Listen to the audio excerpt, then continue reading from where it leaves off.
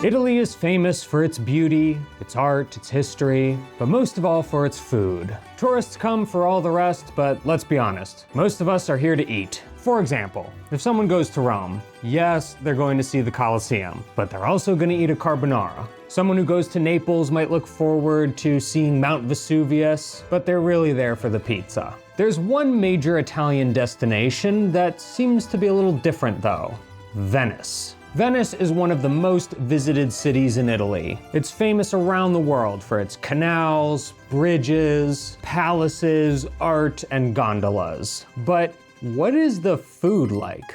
Be honest and let us know in the comments down below. Can you name a single traditional Venetian dish? I think most people can't. When Jeff Bezos basically rented all of Venice to himself for his wedding, he brought in a chef from Campania. Venetian food, for whatever reason, is completely overshadowed by the beauty of the city itself. So what the heck did they eat in Venice? Well, I wanted to find out. And in order to do so, Ava took me on my first trip to the floating city to see what we could find.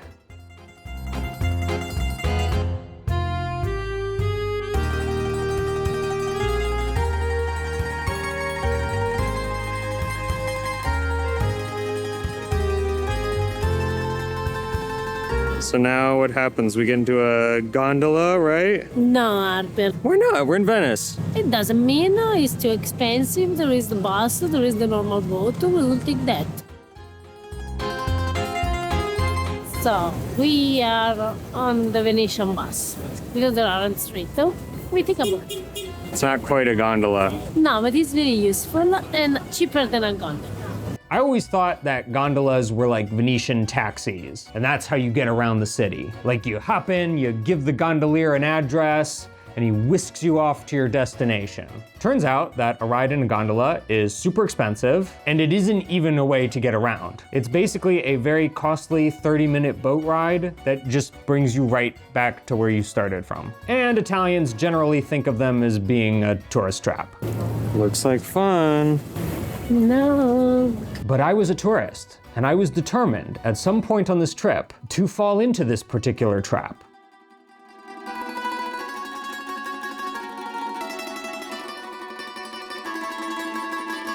The water bus finally dropped us off at our stop, and we made our way to the hotel to check in.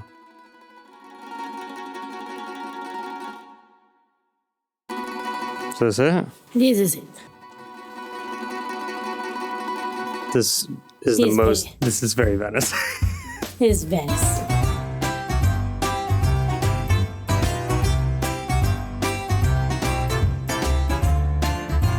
Yeah, you don't see that out of every hotel window. No. Just here in Venice. So I'm already getting kind of hungry. What were we thinking for lunch? For lunch, we are going to have a tramezzino, Albert. Are you serious? Very serious. Do you think that I can joke about food? I never joke about my work, 007. So for those who aren't familiar, a tramezzino is what an American like me would call a normal sandwich. Think like normal, white, soft, brioche-style sliced sandwich bread with some kind of filling that could be like, I don't know, tuna salad, something like that. And you can find them all throughout Italy. Every bar in Italy has tramezzini. So I'm a little confused why here in Venice we're gonna go get a tramezzino.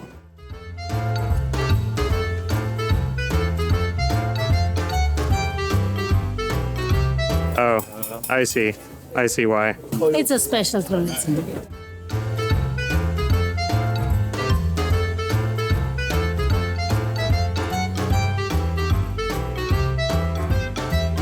Okay, do you want to explain here? Because it seems the less Italian thing to eat, yes? Yes. Because actually it isn't really Italian, no? Because it was brought to Italy by a couple from Turin who went to America. He fell in love with the sandwich in America, and he thought to bring back the idea of making this soft brioche type bread stuffed with something. So the city where the tramezzino was born in Italy was actually Turin, but here in Venice it became a staple because, as you can see, they create this sort of dome that is all stuffing, while in the other part of Italy you find just two normal slices of bread with something inside. Here no, here they take care of their stuff. So I got a boring choice and a more adventurous choice. So my more boring choice is tuna, but it's tuna and olives.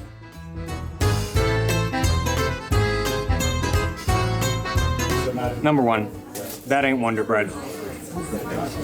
Bread's really good. I don't know what it is, but it ain't Wonder Bread. Number two, I think that tuna salad and olives should be incorporated together more often. This is my more adventurous choice, which is shredded horse meat.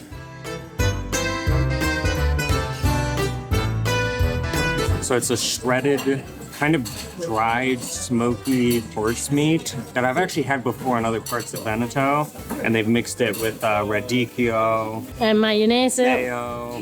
Fantastic.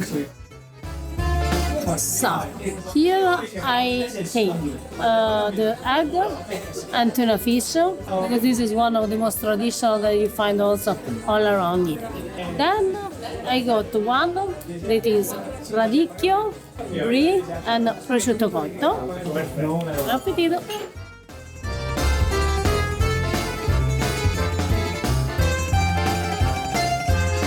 I love tramezzino. That's the simple one. But this is all another.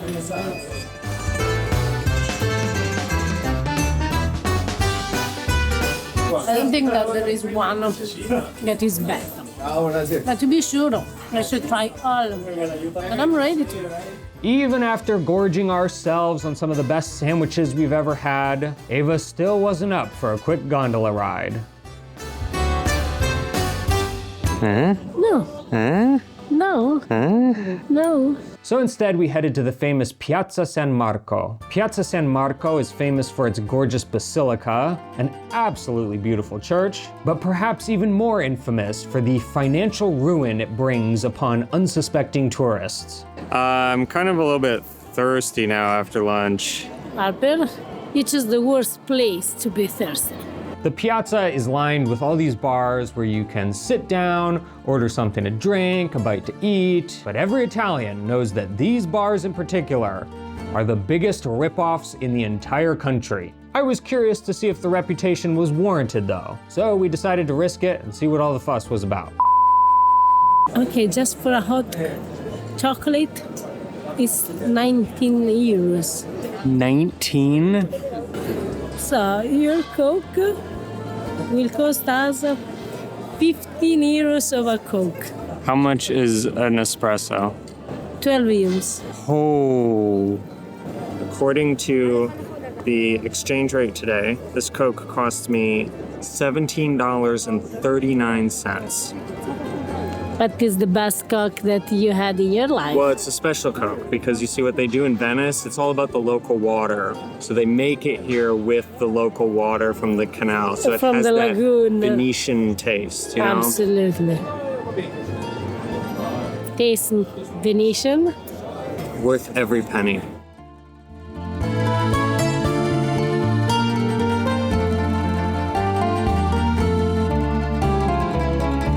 We spent the afternoon walking around, seeing the sights, and checking out all the crazy carnivale masks that Venice is famous for, including those weird, scary, beaked masks that plague doctors used to wear. Unfortunately, seeing a doctor these days can be just as scary in its own modern way, especially when we go through life changes where maybe you move, you start a new job and your insurance changes, or maybe you encounter a new health problem that you have to deal with. Trying to find a new doctor and actually get an appointment and get the care you need can be so intimidating and such a pain that we just end up procrastinating and not actually taking care of ourselves. You search through tons of listings, looking for a doctor. You have no idea if they're any good. The booking process is confusing. You finally reach someone to make an appointment and you're told to call back a month later. The doctor isn't seeing new patients right now and you have to start all over again. Today's sponsor,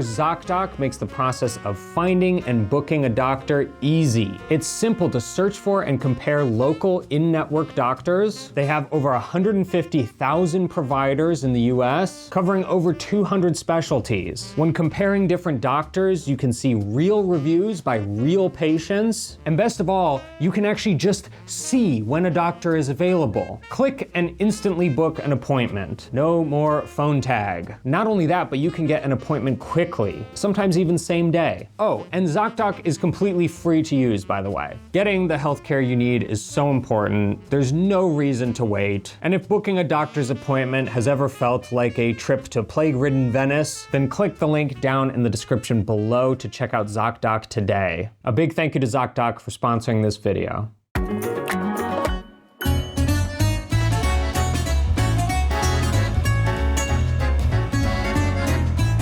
As evening drew on, I was starting to get hungry. It was time to dive deeper into the mysterious world of Venetian cuisine. So far, I've had the Venetian sandwich experience.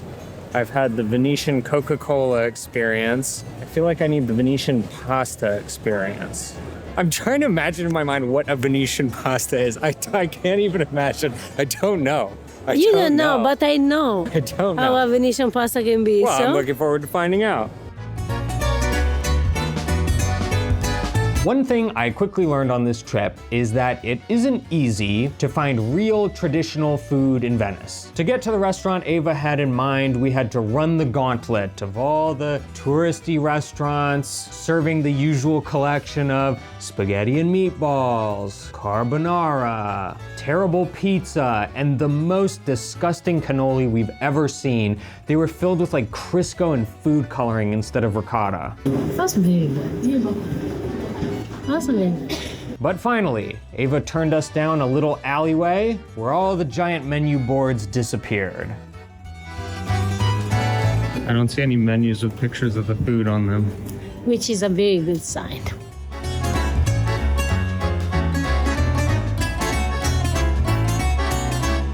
Soon we were seated in a little osteria and served something that definitely wasn't spaghetti bolognese. Not really sure what I'm looking at here. You're looking at baccalà mantecato with polenta. The baccalà mantecato actually isn't baccalà, but it's stocco. I should explain. Bacala is salted cod, super famous, but its lesser known cousin is stocco, or stocco fisso. Stocco is cod that isn't preserved by being salted, but by being dried in the sun. It's enormously popular here in Calabria, and it's one of Ava's favorite foods. It's also apparently widely eaten in Venice, even though they call it bacala for some reason, even though it's not, it's stocco. Anyway, doesn't matter as long as you know that it's dried fish. They boil the stocco into milk, and then they blend the stocco with a lot of olive oil, and it turns into a sort of stocco mayonnaise. I'm very picky with my stocco because in Calabria we have the best stocco in all the world, hands down. But I'm willing to see how they do it here in Venice. You know what? I think that you can like this. Yeah? I think that you will like it. People often ask me if I like everything Ava cooks. The answer is no, I don't like stocco. Not normally the biggest fan of stocco. No, you hate it. That's maybe an understatement, but when in Venice. Interesting. It's kind of like if you did tuna salad with stocco. Second bite. I am doing a second bite of stocco, which is But do without polenta. without polenta. Yes, Agnes. Be brave. It's good. No, really. Ava's looking at me like she doesn't believe me. No, really. That is good. It really was. It was literally the first time I've ever eaten stocco that I liked. In our plate, what we have here is sardine saor, which is fried sardines made the day before. On top, there is this very soft onion with raisin and pine nuts. It's a way in which they reused the leftover fish, fried fish, or the day after, putting this on top, let it marinate for a day, and then they will have a new life and a new flavor. Buon appetito. Yes, please. It's a very good way to reuse the leftover fried fish, right? Yeah, the onions they're sweet and sour, cooked down, really soft. You have the raisins, which give just a little bit more sweetness, but plus like vinegar, so it's sweet and sour. And sarde, if you've never had them, fresh sardines, not the preserved ones. So they're very mild, they're very delicate tasting, super good. Oh yeah. But that was just the antipasto. We came for pasta, remember? Whoa. The smell is very good. Here we have one of the traditional pasta from Venice, which is bigoli, which is this kind of a very thick spaghetto. Usually it's fresh pasta made with semolina and water, and it's seasoned with what they call salsa, that is a sauce made with onion and sardines. The smell is nice. Some good plate of pasta. I like my pasta thick. I can already tell. This is gonna be good. It's so beautiful. Just look at that pasta. Buon appetito.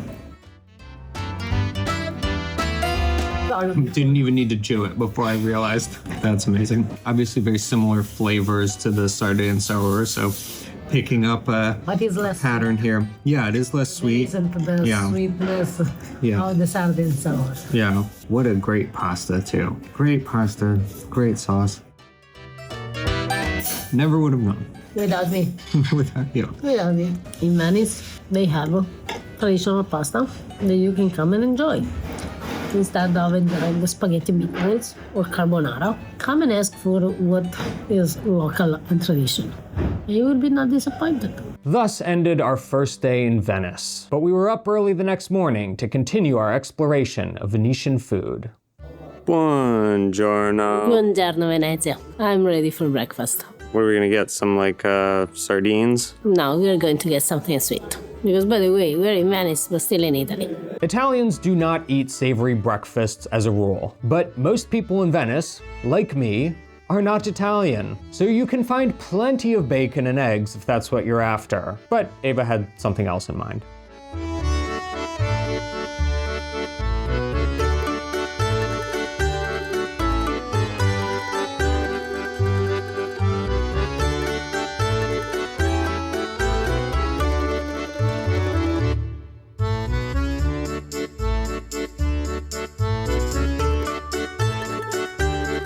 Okay, so what did you get? A mini version of the fugassa veneta, which is in between a colomba and a panettone. So it's like the Venetian panettone. Yes, it looks more like a muffin, but they had the big one, but we couldn't buy it. It's just me and Harper traveling, so. Only in Basilicata. Only in Basilicata and only for the panettone, we can do this. It smells good. It does smell very good. Smells like panettone? Yeah, kind of, but less with that Christmassy spice and stuff. It's less Christmassy, which makes sense because it's not really a Christmas thing. Feels maybe a little bit more dense and substantial than a panettone. It's tremendously good though. It's tremendously good. It's better than I was expecting.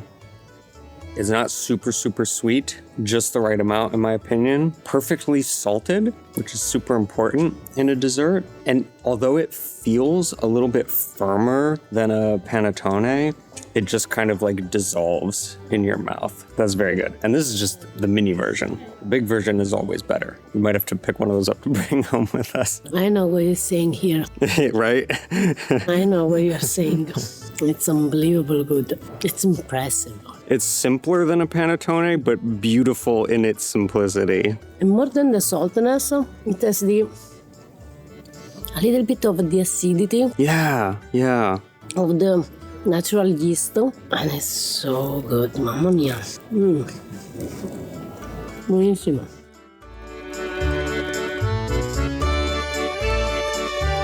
That could be us right now. No. The answer is always no.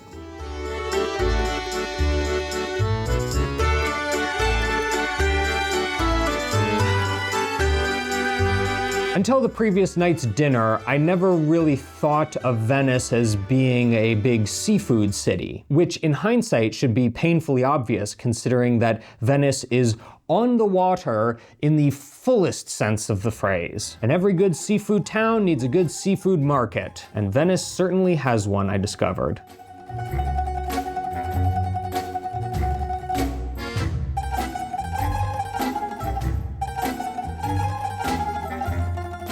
One local delicacy in particular caught Ava's eye and gave her an idea for lunch.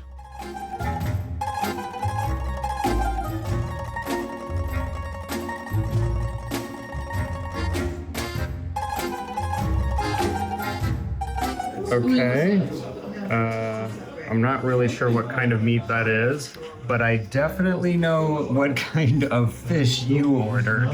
Allora, I ordered sweet, it's not sweet pink. No, it's not, No, it's cuttlefish. Yeah, quick clarification here. Italian squid ink pasta is really famous around the world. It's really cuttlefish ink, and it has a very strong seafood flavor. They don't actually use it to color the pasta itself. You actually use it to make a sauce for normal pasta. Or, in this case, you can actually cook the cuttlefish itself in its own ink. It's one of the best seafood that you can have. If you are enough brave, don't care a lot about the color.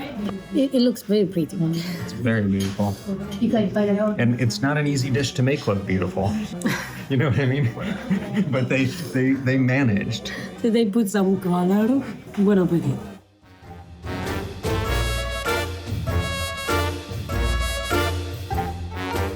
But I must say that this it's very good in cuttlefish with this ink, because the cuttlefish is very, very soft, and it's not easy to make the cuttlefish soft because it can be like the squid.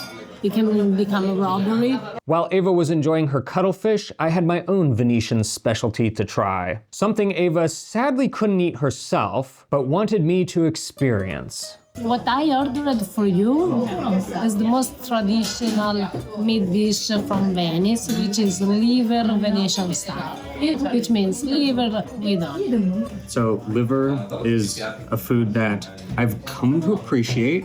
When it's cooked well, it can be very good. It's not always my favorite food, so we're gonna see how the Venetians do it. How jealous I am because I can't eat liver. Yes, Ava is pregnant, and you cannot eat liver while you are pregnant. Buon appetito.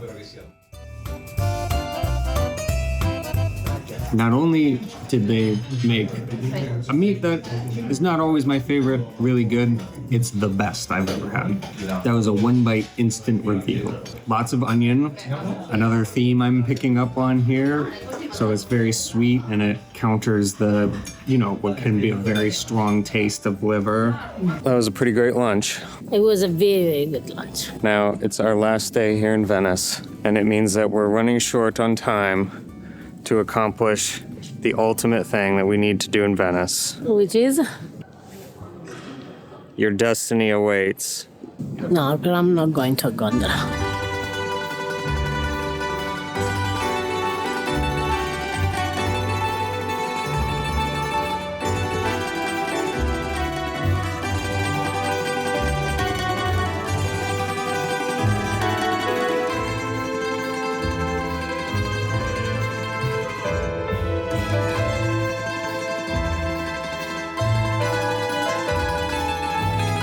Well, And I have to say that I enjoyed my ride. yeah, it's fun, right? We majorly lucked out because we happened to find a gondolier who was such a good guide and so much fun to talk to that even Ava agreed that the small fortune we paid was worth it. I suspect that not all gondoliers are so entertaining, considering the fact that I saw some going around with passengers just like talking on their cell phone. So if you ever find yourself in Venice and you just need to go on a gondola ride, check out Christian's Relaxing Boat Tours. Yes, that's what it's called.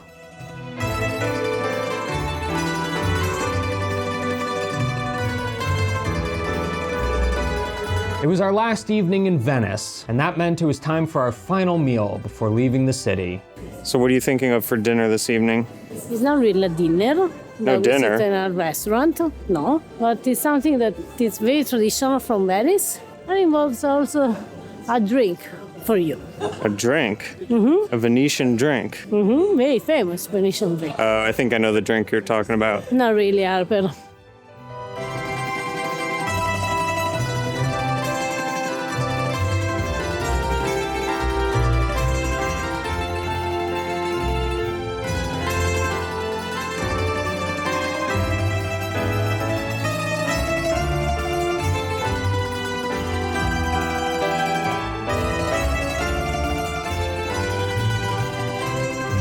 For Harper who can drink, here there is the original spritz that is not made with Aperol, but is made with another liqueur that is called the Select. It's just a little bit bitter than an Aperol spritz. It's more closer to a Campari spritz. But by the way, that is the original one. Then Aperol spritz, because they took the monopoly outside of Venice, and they start to brand Aperol spritz, but actually the cocktail is the spritz, but it's made with Select. Chin chin. Ooh, this is like somewhere in between. If you're someone who's like, Aperol spritz is a little too light and sweet for me, Campari spritz is maybe too bitter, this is somewhere in between. It's like Aperol, but it's more kind of herbaceous, a little bit more bitter. And what do we have here? Here we have what they call in Venice cicchetti. Now, those cicchetti you can find in every baccaro. Baccaro is a sort of bar where you can go, have a drink and eat some, how do you say? In Spanish they would call them tapas. Here we call them cicchetti. So They're kind of like bruschetta. See, but it can be not just the bruschetta. It can be also like, for example, a fried meatball, like all finger foods that can go well with an aperitivo. This is one of the most traditional one because it's with baccalà mantecato, and I choose this for me. Then here we have the gorgonzola one, here with figs and honey, and this is with the anchovies. And the good thing is that the people from Venice, they go from baccaro to baccaro. Bar hopping. Drinking and eating in every baccaro. The baccalà mantecato. It's very good. That is the biggest memory that I would bring with me from Venice. The baccalà mantecato. Because of our recent cheese video, I'm now on kind of a gorgonzola kick, so I'm gonna try this gorgonzola one. Buon appetito. We've had some amazing food here in Venice and some really good meals, found some really good restaurants. But truth be told, I think that sitting here on a step with this is maybe the best meal of all. Also because we are in very good company. After spending a few days in Venice, I think I get why its traditional food is so often overlooked. But I also see more than ever now what a shame that is. It's not hard to convince a tourist to try truffle pasta when they come to Umbria, or ragu alla bolognese when they're in Emilia-Romagna. Those are foods that sell themselves. But when an unsuspecting visitor like me sees liver and onions on the traditional menu, they might be tempted to seek out a pizza, even if it looks like a step below Little Caesars. Venetian cuisine maybe revolves around ingredients that don't seem very sexy on paper, but the local cooks do incredible things with them that have to be tasted to be believed. In multiple instances on this trip, I tried dishes that I probably never would have ordered and never expected to like, but that completely won me over. So this is my plea to all those who have Venice on their bucket list. At least once, give the local traditional food a chance and skip the carbonara. You might be surprised. Thank you guys for watching. Hope you enjoyed our little Venetian adventure. If you enjoyed the video, please give it a thumbs up, hit that subscribe button. If you like what we do, consider supporting us on Patreon. Helps pay the gondolier bills. Thanks for watching, guys. We'll see you next time. Ciao. Oh, by the way, one more thing. As much as Italians don't like savory breakfasts, even Eva couldn't resist leaving the next morning without wolfing down a few more tramezzini.